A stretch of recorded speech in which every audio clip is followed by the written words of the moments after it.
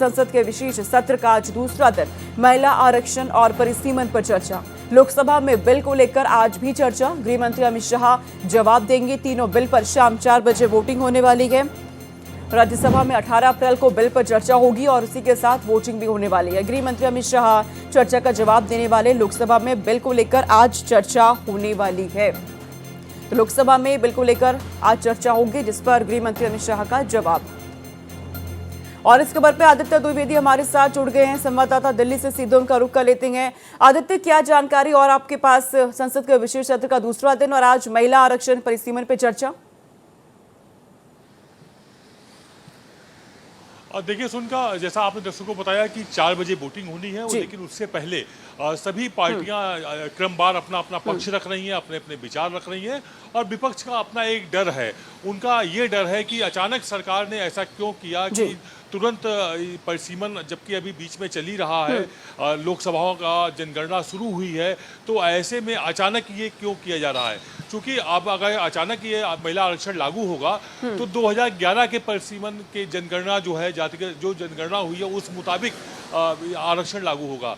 और विपक्ष की मांग ये है कि ऐसे में नॉर्थ ईस्ट और अगर हम बात करें साउथ की, तो वहाँ पर सीटें कम हो सकती हैं और हिंदी भाषी क्षेत्रों में जहाँ पर भाजपा का दबदबा है, वहाँ पर सीटें बढ़ जाएंगी। 850 सीटें होंगी, तो उसमें एक जो बहुमत का आंकड़ा होता है पार्लियामेंट में, वो भाजपा लगातार आने वाले वर्षों तक आसानी से पाती रहेगी।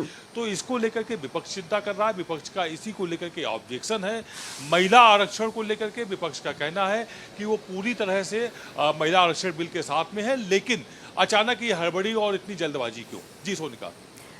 लगातार इस पे सवाल विपक्षी पार्टियों की ओर से खड़े हो रहे हैं। जल्दबाजी से बताया जा रहा है, विचित्र से बताया जा रहा है, लेकिन इन सब के बीच आदित्य, मैं चाहूंगी आप हमारे जो दर्शकों ने ये समझाइए कि जिस बात का जिक्र लगातार सरकार भी कर रही है कि महिला आरक्षण कानून की जरूरत आखिरकार क्यों है, महिलाओं की भागीदारी किस तरीके से आगे बढ़नी चाहिए नोटिफिकेशन में, और किस किस बात का जिक्र किया गया है?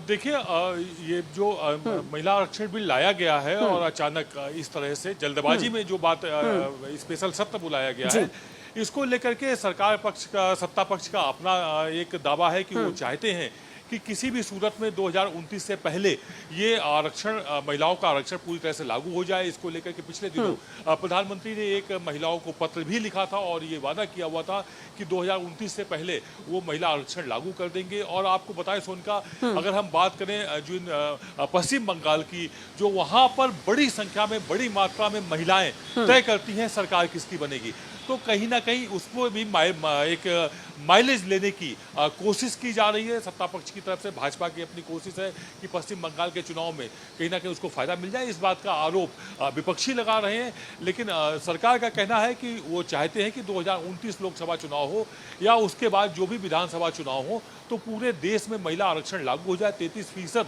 मातृशक्ति को प्रतिनिधित्व मिल जाए, जो कि देश की आने वाली राजनीति के लिए एक बड़ा बदलाव होगा। जी सोनिका।